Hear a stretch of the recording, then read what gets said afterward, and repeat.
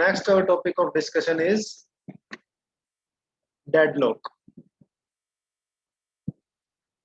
So as the name suggests, deadlock is that state of the system in which there is no functioning happening into the system. यानी कि the system goes into the dead state, the state where zero functioning is achieved from the system. ठीक है जी, यानी कोई भी काम computer system का perform नहीं करता है डेडलॉक स्टेट के अंदर. ठीक है जी, ये जैसे जनरली हम बोलते हैं कि सिस्टम हैंग हो गया. कई बार आप कोई हैवी एप्लीकेशन रन कर देते हैं due to lack of processing capability या लैक ऑफ मेमोरी स्पेस. क्या करता है, सिस्टम लैग करना स्टार्ट कर देता है, हैंग होना स्टार्ट हो जाता है. ठीक है जी, तो समटाइम्स हैंगिंग जो condition gets to the worst case when the system is totally unfunctional. ठीक है जी, सिस्टम क्या हो जाता है, पूरा पूरा नॉन फंक्शनल हो जाता है, कोई भी फंक्शनिंग परफॉर्म नहीं करता. ठीक है जी, ऐसी कंडीशन को हम क्या बोलते हैं, डेडलॉक बोलते हैं.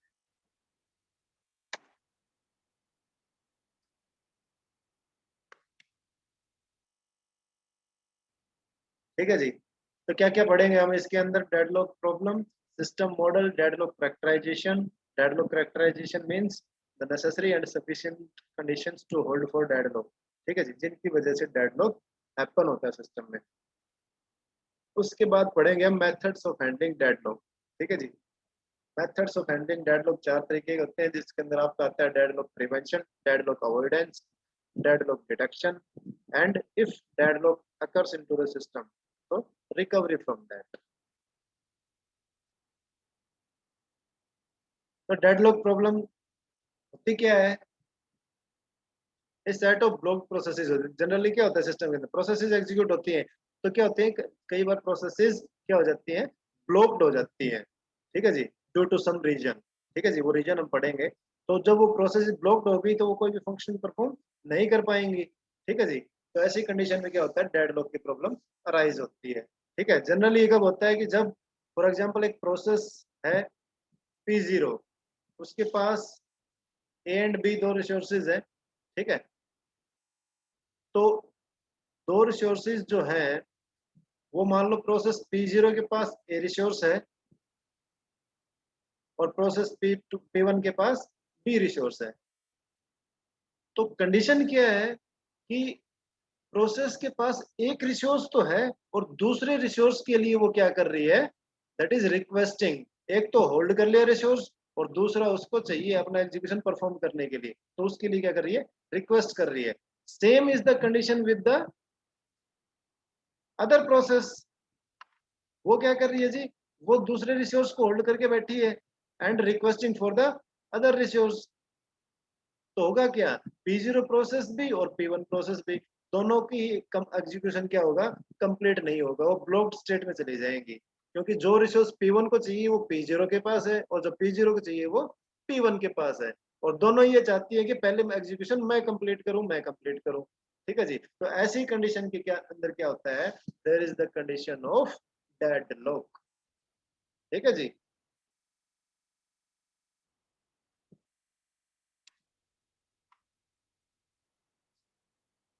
तो इसको एक एग्जांपल के थ्रू बताया. जैसे आपका ब्रिज होता है, एक ब्रिज. ठीक है जी, तो ब्रिज के ऊपर मान लो, ब्रिज आपका वन वे है, इन बिटवीन द रोड कहीं पे कोई ब्रिज आ गया और वो वन वे, यानी कि एक बार में वन साइड में ही ट्रैफिक क्या कर सकता है, मूव कर सकता है, ओनली इन वन डायरेक्शन. तो क्या होगा, अब लेफ्ट से भी आ गई गाड़ियां और राइट से भी आ गई गाड़ियां, तो क्या होगा, ऑन द ब्रिज क्या हो जाएगा, कंजेशन हो जाएगा. ना तो लेफ्ट साइड से गाड़ी आगे बढ़ पाएगी ना राइट साइड से, क्योंकि दोनों क्या हो गई, आमने सामने हो गई. ठीक है, तो क्या होगा, ऐसी कंडीशन के अंदर क्या हो जाता है, आपका डेडलॉक हो जाता है. यहाँ पे क्या हो जाएगा, जाम की कंडीशन हो जाएगी. अगर कोई भी दोनों में से गाड़ियों में से कोई भी इनिशिएटिव नहीं लेगा तो पूरा रोड जाम हो जाएगा. ठीक है ना, उधर से कोई गाड़ी पार हो पाएगी ना उधर से कोई गाड़ी क्रॉस कर पाएगी. ठीक है, तो करना क्या पड़ेगा कि दो गाड़ियों में से कोई भी एक गाड़ी को क्या करना पड़ेगा, बैक करना पड़ेगा अपने आप. ठीक है, गाड़ी को बैक करना पड़ेगा और रोल बैक करना पड़ेगा. कहाँ पे, जहाँ पे रोड की क्या है, विड्थ ज्यादा है. ठीक है जी, यानी कि ब्रिज से उसको बाहर लेके जाना पड़ेगा गाड़ी को बैक करके. तो फिर क्या होगा, एक साइड की गाड़ी निकल जाएगी, उसके बाद दूसरी साइड की गाड़ियां निकल जाएंगी. लेकिन ऐसे सिचुएशन के अंदर क्या होता है, स्टारवेशन की प्रॉब्लम की पॉसिबिलिटी होती है। ठीक है, कि भाई मान लो एक साइड में सैकड़ों गाड़ियां लाइन में लग गई, ठीक है, और एक दूसरी साइड वाले ने पीछे कर लिया बैक, तो क्या होगा, अब वो जब तक सैकड़ों गाड़ियां नहीं निकलेंगी तब तक उसको क्या रहना पड़ेगा, खड़ा रहना पड़ेगा, स्टारवेशन की प्रॉब्लम। ठीक है, तो इसमें होगा क्या कि भाई गाड़ियां तो, रोड तो चल रहा है ना, तो पीछे से और गाड़ियां आती जाएंगी और दूसरे साइड वालों की टर्न आएगी ही नहीं और वही चलती रहेंगी। ठीक है, तो that is the starvation problem. ठीक है, तो सिस्टम मॉडल के अंदर क्या बताया, जनरल प्रोसीजर जो फंक्शनिंग जो होती है आपके सिस्टम के अंदर, वो बताई है क्या, कि जो रिसोर्सेज हैं उनको हम आर से रिप्रेजेंट कर रहे हैं, और उसके कितने भी इंस्टेंसेस होती हैं, हो सकते हैं R1 R2, कितने भी रिसोर्सेज हो सकते हैं, R1 है, R2 है, R3, ठीक है, and so on up to M। CPU cycles होती हैं जो यूज होती हैं क्या, प्रोसेसेस को एग्जीक्यूट करवाने के लिए, प्रोसेसेस को सीपीयू साइकिल से अलोकेट करेंगे तभी तो क्या होगा, तभी तो वो एग्जीक्यूट करेगा ना प्रोसेसेस को। मेमोरी स्पेस होता है आपका, आपके इनपुट आउटपुट डिवाइसेस होते हैं सिस्टम के अंदर। ठीक है, ये सब क्या है, these are the various kind of resources. ठीक है जी, उसके बाद क्या है, each resource type has W instances. ठीक है जी, क्या कह रहा है, कोई भी R रिसोर्स है उसके इंस्टेंसेस हो सकते हैं। इंस्टेंसेस का मतलब क्या है, उसकी नंबर ऑफ कॉपीज।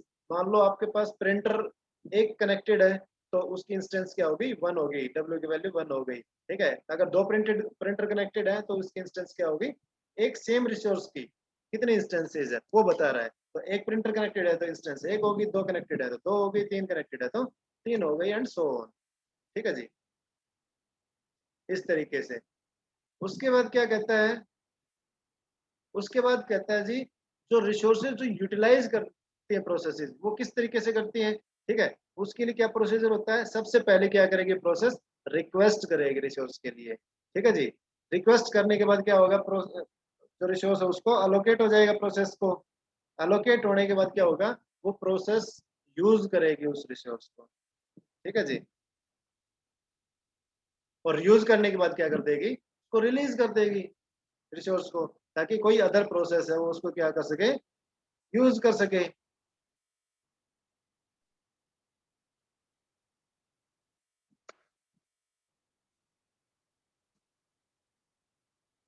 अब बता रहे हैं जी, necessary and sufficient conditions to hold for deadlock. ठीक है जी, तो इसके अंदर जो नेसेसरी एंड सफिशिएंट कंडीशंस होती हैं वो 4 कंडीशंस होती है। ठीक है, first is mutual exclusion, second is hold and wait, third is no preemption, and fourth one is circular wait. These are not mutually exclusive conditions. समझ में आ रही है बात, these are not mutually exclusive conditions. कहने का अभिप्राय क्या है, कि चारों के चारों condition must hold for the deadlock to arise into the system. ठीक है जी, यानी कि चारों के चारों कंडीशंस एक साथ होंगी तभी ये क्या होगा, डेडलॉक की सिचुएशन अराइज होने की पॉसिबिलिटी होगी सिस्टम के अंदर। ठीक है जी, तो क्या है, सबसे पहले म्यूचुअल एक्सक्लूजन।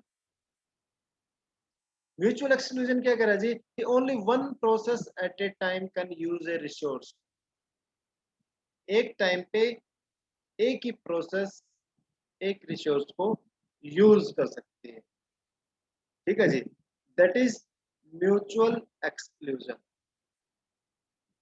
सेकंड क्या कहता है, होल्ड एंड वेट।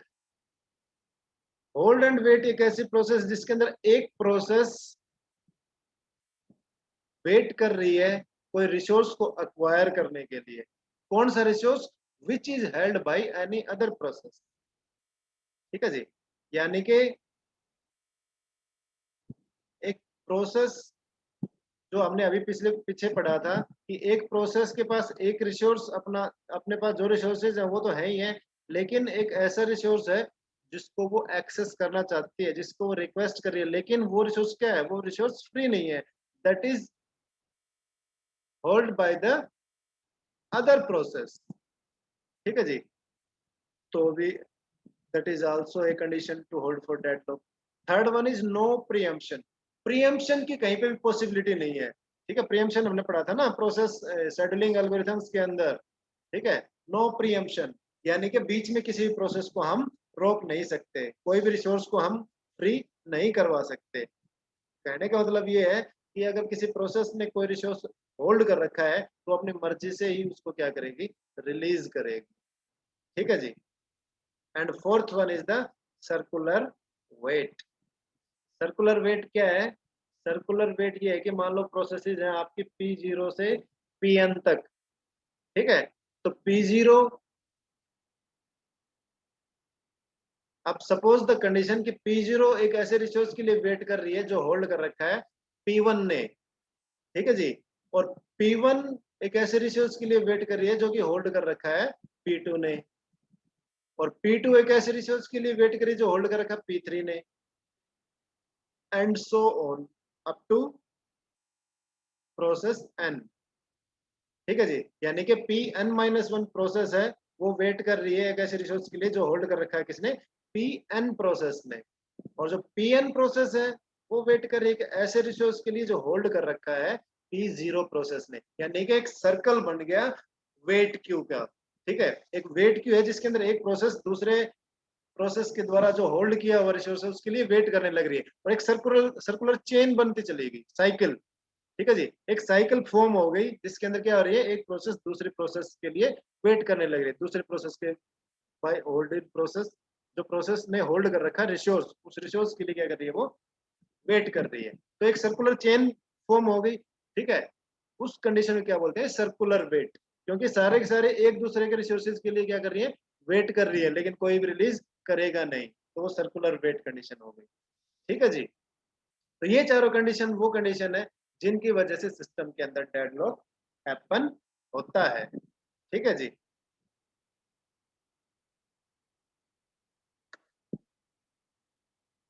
उसके बाद इसके अंदर एक रिसोर्स एलोकेशन ग्राफ होता है आपका, जो क्या करता है, जो ग्राफिकली रिप्रेजेंट करता है सिस्टम की स्टेट को, ठीक है जी। कि कौन सा रिसोर्स किस प्रोसेस को अलोकेट कर रखा है, कौन सा रिसोर्स कहाँ पे फ्री है, कौन सा रिसोर्स किसको अलोकेट हो सकता है, कौन सा रिसोर्स किस प्रोसेस के द्वारा होल्ड है, ठीक है जी। तो उसके लिए पहले कुछ बेसिक टर्म्स बताई है, ठीक है जी। कि वर्टिसेस वी है एंड सेट ऑफ एजेस ई है, ठीक है जी। तो वी क्या है, जो वर्टिसेस है वो दो पार्ट में डिवाइडेड है आपके, यानी एक तो प्रोसेस होगी वर्टिसेस, और एक क्या होगी आपके रिसोर्सेज, ठीक है जी। ग्राफ का तो पता ही है ना, आप सबने पढ़ा है ग्राफ। तो ग्राफ के अंदर क्या होते हैं, वर्टिसेस और एजेस होती हैं। तो जो वर्टिसेस जो होंगे वो इसके अंदर क्या होंगे, या तो वो प्रोसेस होगी या फिर क्या होगा, वो रिसोर्स। प्रोसेस जाएंगे आपके P1 से Pn तक, और रिसोर्सेज जाएंगे आपके R1 से Rm तक, ठीक है जी। उसके बाद आती है बात एजेस की, ठीक है जी। तो एज आपकी क्या होंगी, दो तरह की एज होंगी, एक रिक्वेस्ट एज और एक क्या होगी, असाइनमेंट एज। एज के ऊपर पता है आपको एरो मार्क होता है, तो वो एरो की डायरेक्शन के अकॉर्डिंग क्या होगी, रिक्वेस्ट एज या असाइनमेंट एज होगी।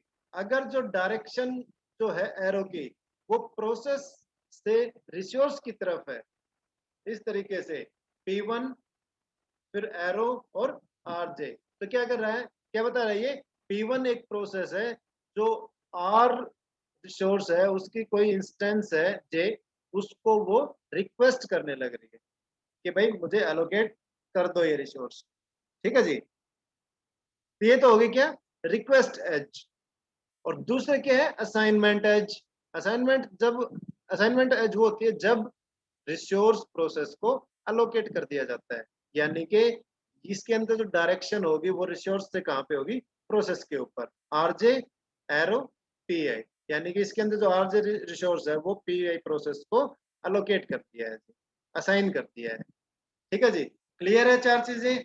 वर्टिसेस के ऊपर आपकी या तो प्रोसेस होगी या रिसोर्स होगा। एजेस क्या होगी, आप तो आपकी रिक्वेस्ट एज होगी जो प्रोसेस से रिसोर्स के ऊपर है, या असाइनमेंट एज होगी जो रिसोर्स से प्रोसेस के ऊपर डायरेक्टेड है, ठीक है जी। उसके बाद प्रोसेस जो है उसको हम रिप्रेजेंट करेंगे सर्कल से, ठीक है जी। और जो रिसोर्स है उसको हम रिप्रेजेंट करेंगे स्क्वायर से, ठीक है।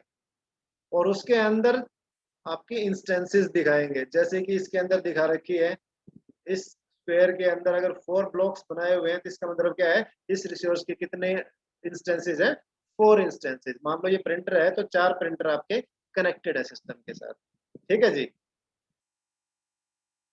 उसके बाद ये क्या बता रहा है कि कोई प्रोसेस जो होल्ड कर रही है कि कोई इंस्टेंस ऑफ रिसोर्स, तो उसको क्या दिखाएंगे, विदाउट एरो, इस तरीके से रिप्रेजेंट करेंगे। प्रोसेस पीआई ये क्या होल्ड कर रही है जी, रिसोर्स आरजे को होल्ड कर रही है, ठीक है। और किसी पर्टिकुलर इंस्टेंस के लिए दिखाना है तो डायरेक्ट आप इंस्टेंस से भी कनेक्टिविटी दिखा सकते हो, आप ऐसे भी दिखा सकते हो, इसको रिप्रेजेंट कर सकते हो और ऐसे भी रिप्रेजेंट कर सकते हो, ठीक है। तो ये तो क्या हो गई, ये तो ये होगी कि जो स्ट्रक्चर्स हम यूज करते हैं रिसोर्स एलोकेशन ग्राफ के अंदर, सिस्टम के अंदर रिप्रेजेंट करने के लिए, ठीक है जी। तो इस तरीके से पूरा सिस्टम को हम क्या कर सकते हैं, रिसोर्स एलोकेशन ग्राफ के थ्रू रिप्रेजेंट कर सकते हैं। ये देखो एक example of resource allocation graph, ठीक है जी। क्या है कि भाई आपके सिस्टम के अंदर 3 प्रोसेसेस हैं, P1, P2 और P3, और 4 रिसोर्सेज हैं, R1, R2, R3 and R4। तो इसके अंदर R1 की इंस्टेंस 1 है, R3 की इंस्टेंस 1 है, R2 रिसोर्स की इंस्टेंसेस 2 है, और R4 इंस्टेंस की इंस्टेंसेस क्या है, 3 है, ठीक है जी। तो अकॉर्डिंग टू द डायग्राम इसके अंदर क्या दिखा रखा है, जो P1 प्रोसेस है वो R1 के ऊपर एज इंस्टेंस हो रही है। इसका मतलब क्या है, P1 is requesting for R1 resource, but R1 resource is allocated to P2 process, ठीक है जी। ऐसे ही R2 जो रिसोर्स है उसकी एक तो इंस्टेंस आपकी एलोकेट कर रखी है P2 को, और एक इंस्टेंस किसको एलोकेट कर रखी है, P1 को, ठीक है जी। तो जो P2 प्रोसेस है वो रिक्वेस्ट कर रही है R3 रिसोर्स के लिए, और लेकिन R3 रिसोर्स किसको एलोकेट कर रखा है, P3 प्रोसेस को, ठीक है। R4 रिसोर्स अभी कहीं पे यूज नहीं हो रहा, इसलिए उसकी कोई कनेक्टिविटी नहीं शो कर रखी है, ठीक है। इस तरीके से हम सिस्टम के अंदर प्रोसेसेस और रिसोर्सेज को रिप्रेजेंट कर सकते हैं यूजिंग रिसोर्स एलोकेशन ग्राफ, ठीक है जी। अब देखो इसके अंदर बताया है कि resource allocation graph with deadlock. ये जो एग्जांपल बताया इसके अंदर क्या बताया है कि जिसके अंदर डेडलॉक अकर हो रहा है रिसोर्स एलोकेशन ग्राफ के अंदर। कैसे हो रहा है जी, देखो P1 रिक्वेस्ट कर रही है R1 के लिए, और R1 एलोकेटेड है P2 को, ठीक है। लेकिन P2 रिक्वेस्ट कर रही है किसके लिए, R3 के लिए, और R3 एलोकेटेड है P3 को, ठीक है। और P3 रिक्वेस्ट कर रही है R2 के लिए, और R2 एलोकेटेड है P2 को, और एक उसकी इंस्टेंस P1 को, ठीक है। यानी कि क्या हो गया यहाँ पे, कंडीशन ऑफ डेडलॉक, ठीक है। क्योंकि ना तो प्रोसेस P1 को R1 मिलेगा क्योंकि वो P2 को एलोकेटेड है, और P2 R1 को तब तक नहीं छोड़ेगी जब तक उसको R3 नहीं मिलेगा, ठीक है जी। और R3 उसको मिलेगा नहीं क्योंकि वो P3 को एलोकेटेड है, और P3 R3 को छोड़ेगा नहीं क्योंकि उसको R2 चाहिए रिसोर्स, ठीक है। तो कंडीशन ऑफ डेडलॉक अराइजेज, ठीक है जी। तो इस तरीके से हम ग्राफ के थ्रू भी इजीली आइडेंटिफाई कर सकते हैं कि डेडलॉक सिस्टम के अंदर अकर हो रहा है या नहीं हो रहा है, ठीक है, bye identifying the conditions of deadlock जो हमने अभी पढ़ी थी, 4 कंडीशन। उसके graph with A cycle but not deadlock, ठीक है जी। अब देखो इसके अंदर क्या हो रहा है, एक ग्राफ है जिसके अंदर साइकिल तो बन रही है, R2 P1 को मिला हुआ है, P1 R1 के लिए रिक्वेस्ट कर रही है, R1 P3 को अलोकेटेड है, और P3 R2 के लिए रिक्वेस्ट कर रही है, और R2 की एक इंस्टेंस P4 को मिली हुई है। अब देखो इसके अंदर साइकिल तो बन रही है ये वाली P1 और P3 प्रोसेस के बीच में ये, लेकिन क्या है, R1 रिसोर्स की 2 इंस्टेंसेस हैं और R2 रिसोर्स की भी 2 इंस्टेंसेस हैं। तो P1 is not fully dependent कि P3 उसको P1 डिपेंडेंट नहीं है कि भाई R1 P3 फ्री करेगा तो ही उसको मिलेगा, नहीं। जो P2 प्रोसेस है वो भी अगर R1 को फ्री कर देगी तो भी उसको P1 मिल जाएगा, P1 को रिसोर्स मिल जाएगा R1, ठीक है। ऐसे ही अगर R2 P1 ने ले रखा है तो P3 is not dependent only on P1, P4 के पास भी एक R2 रिसोर्स है, तो ये अगर उसको फ्री कर देगा यहाँ से तो वो भी इसको मिल जाएगा, यानी कि डेडलॉक अगर होने के चांसेस नहीं है, ठीक है, नेग्लिजिबल चांसेस है, ठीक है। तो ये एक ऐसा स्टेट है जहाँ पे साइकिल तो फॉर्म हो रही है लेकिन डेडलॉक अगर नहीं हो रहा, ठीक है। ये किस लिए हो रहा है, क्योंकि हमारे पास रिसोर्सेज के मल्टीपल इंस्टेंसेस हैं। अगर यहाँ पे अगर सिंगल इंस्टेंसेस होती R1 और R2 की तो फिर डेडलॉक होना ही होना था। क्लियर है जी। अब कुछ बेसिक फैक्ट्स बता रहा है इसके अंदर, क्या कि if graph contains no cycles, अगर कोई साइकिल फॉर्म नहीं होने लग रही है तो इसका मतलब देयर इज नो डेडलॉक, ठीक है जी। लेकिन अगर साइकिल फॉर्म हो रही है तो भी जरूरी नहीं है कि डेडलॉक होगा ही होगा। अगर हर एक रिसोर्स की, जो मैंने अभी बताया, हर एक रिसोर्स की अगर एक सिंगल इंस्टेंस है तब तो डेडलॉक होगा ही होगा। लेकिन अगर रिसोर्स की मल्टीपल इंस्टेंसेस हैं तो इसका मतलब है there is a possibility of deadlock, यानी कि पॉसिबिलिटी है कि डेडलॉक हो भी सकता है। हो सकता है कि जो दूसरे इंस्टेंसेस है वो भी रिलीज ना हो तो भी डेडलॉक की पॉसिबिलिटी है, लेकिन चांसेस आर वेरी लेस। लेकिन अगर सिंगल इंस्टेंस है तो डेडलॉक है ही है समझो सिस्टम के अंदर। क्लियर है जी। उसके बाद आ जाता है आपके पास मेथड्स ऑफ हैंडलिंग डेडलॉक। तो डेडलॉक को हैंडल करने के लिए मेथड क्या है जी। एक तो सबसे पहले तो ये इंश्योर करो कि the system will never enter a deadlock state. सबसे पहली जो कंडीशन क्या है वो ये है कि डेडलॉक होने ही मत दो सिस्टम के अंदर, ठीक है जी।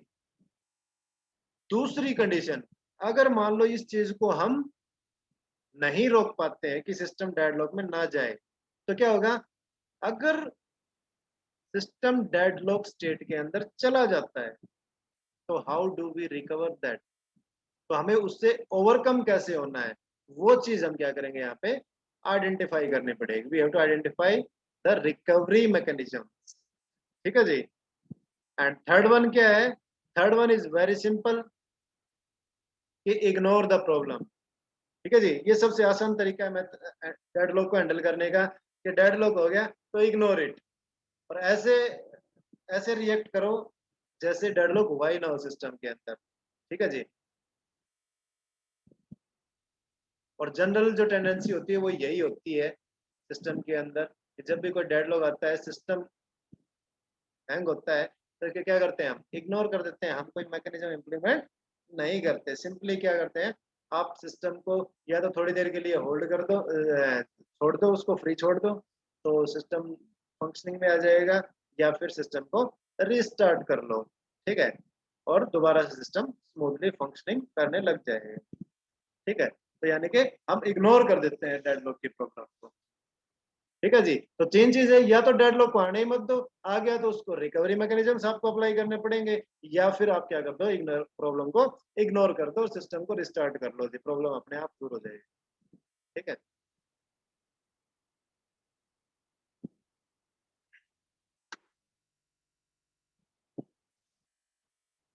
अब डेडलॉक को प्रिवेंट करने का तरीका क्या है। डेडलॉक को प्रिवेंट करने का जी सबसे आसान तरीका है जी कि जो चार कंडीशंस हैं आपके डेडलॉक के हैपन होने के लिए, उन चारों कंडीशंस को हम क्या करते हैं, हम रिस्ट्रेन करते हैं, हम कंट्रोल करते हैं, ठीक है जी। तो उसके लिए क्या है, म्यूचुअल एक्सक्लूजन के लिए क्या करना पड़ेगा, जो म्यूचुअल एक्सक्लूजन है that is not required for shareable resources. जो शेयर्ड रिसोर्सेज हैं, जैसे कि मान लो मेमोरी है that is accessible bye all, उसको साइमल्टेनियसली भी मल्टीपल प्रोसेसेस एक्सेस कर सकते हैं, तो वहां पे म्यूचुअल एक्सक्लूजन की जरूरत नहीं है, ठीक है। लेकिन म्यूचुअल एक्सक्लूजन को कंपल्सरीली कहाँ पे लगाना पड़ेगा, नॉन शेयरेबल रिसोर्सेज के लिए, जहाँ पे एक रिसोर्स को सिर्फ एक ही प्रोसेस यूज कर सकती है एक बार में, ठीक है। जैसे कि मान लो प्रिंटर है, एक बार में एक ही कमांड जा सकती है उसके अंदर, तो वो नॉन शेयरेबल रिसोर्स है, तो वहां पे म्यूचुअल एक्सक्लूजन आपको लगाना पड़ेगा ताकि मल्टीपल प्रोसेसेस है उसको एक साथ एक्सेस करने की कोशिश ना करें, ठीक है। दूसरा क्या है, hold and wait. Hold and wait क्या है कि you have to guarantee that whenever a process request resource, जब भी प्रोसेस रिक्वेस्ट करे किसी भी रिसोर्स के लिए, तो it should ensure, it must ensure कि it does not hold any other resources। ठीक है जी, यानी कि रिक्वेस्ट करने से पहले क्या करना पड़ेगा, आपने जो होल्ड किए हुए रिसोर्सेज उनको रिलीज करना पड़ेगा। ठीक है जी, तो इसके अंदर क्या है, it requires processes to request and be allocated all its resources before it begins execution. समझ में आ रही है जी क्या बात है, ये कह रहा है कि एग्जीक्यूशन शुरू होने से पहले जितने भी रिसोर्सेज प्रोसेस को चाहिए वो सारे के सारे उसको अलोकेट कर दो। ठीक है जी, तो सारे रिसोर्सेज उसके पास हैं, वो प्रोसेस अपना एग्जीक्यूशन कंप्लीट करेगी और उसके बाद क्या कर देगी, सारे रिसोर्सेज को रिलीज कर देगी और दूसरी प्रोसेस एग्जीक्यूट करना स्टार्ट करेगी। ठीक है जी, लेकिन इसके अंदर क्या होगा, लो रिसोर्स यूटिलाइजेशन, क्योंकि सारे रिसोर्सेज अब एक साथ तो प्रोसेस यूज करेगी नहीं, लेकिन फिर भी हमने सारे असाइन कर दिए उसको डेडलॉक को रिमूव करने के लिए, लेकिन रिसोर्स यूटिलाइजेशन क्या हो गया, कम हो गया, क्योंकि वहां पे रिसोर्सेज क्या रहेंगे, आइडल रहेंगे प्रोसेस के अंदर जो हमने अलोकेट कर दिए पहले ही। ठीक है, और स्टारवेशन प्रॉब्लम प्रॉब्लम भी आ सकती है कि भाई आपने रिसोर्सेज सारे एक प्रोसेस को अलोकेट कर दिए, हो सकता है वो बहुत लंबे टाइम तक एग्जीक्यूशन चलता रहे, बड़ी प्रोसेस हो कोई, तो बाकी प्रोसेसेस उसका वेट ही करते रह जाएंगे। ठीक है जी, थर्ड है नो प्रीएम्पशन। नो प्रीएम्पशन के लिए क्या करना है आपको, if a process that is holding some resource request another resource, अगर कोई प्रोसेस कोई रिसोर्स होल्ड कर रही है और वो अदर रिसोर्स के लिए रिक्वेस्ट करने लग रही है, तो क्या करना है जी, तो that can not be immediately allocated to it, तो उसको इमीडिएटली वो अलोकेट नहीं करना है। वो कब करना है, वो जब करना है जब all resources currently being held are release, जब उसने जो होल्ड कर रहे हैं रिसोर्सेज पहले वो उनको रिलीज कर दे, उसके बाद अदर रिसोर्सेज उसको अलोकेट करे। ठीक है जी, फिर क्या होगा, preempted resources are added to the list of resources. ये क्या कह रहा है, जो रिसोर्स आपने किसी प्रोसेस से प्रीएम्प्ट करवाए हैं, फ्री करवाए हैं, उनको आप क्या कर दोगे, अवेलेबल पूल के अंदर डाल दोगे। ठीक है जी, यानी कि उनको फ्री पूल के अंदर डाल दोगे तो अदर प्रोसेसेस उनको पता चल जाएगा कि ये रिसोर्सेज फ्री हो गए हैं, इनको वो यूज कर ले जो वेट कर रही है प्रोसेस। ठीक है जी, फिर क्या होगा, process will be restarted only when it can regain it's old resources. उसके बाद क्या होगा, वो दोबारा से कब स्टार्ट होगी, जब उसको सारे रिसोर्सेज आप अपने दोबारा से मिल जाए, जो उसने पहले होल्ड कर रखे थे वो भी, और जो उसको नए चाहिए थे वो भी। ठीक है जी, तो क्या होगा, डेडलॉक प्रिवेंट हो जाएगा। उसके बाद आता है आपका सर्कुलर वेट।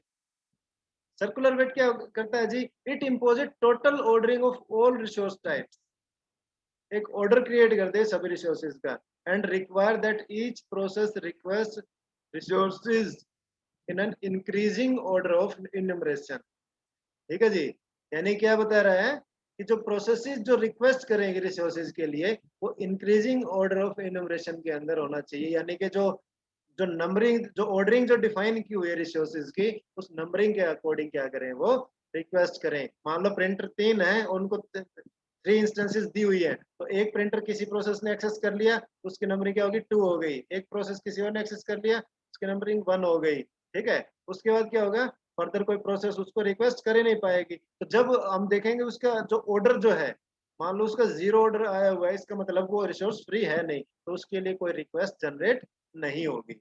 तो रिक्वेस्ट जनरेट नहीं होगी तो आपका जो सर्कुलर वेट जो कंडीशन थी वो फॉर्म नहीं होगी, और सर्कुलर कंडीशन फॉर्म नहीं होगी तो आपका डेडलॉक अकर नहीं होगा सिस्टम के अंदर। ठीक है जी,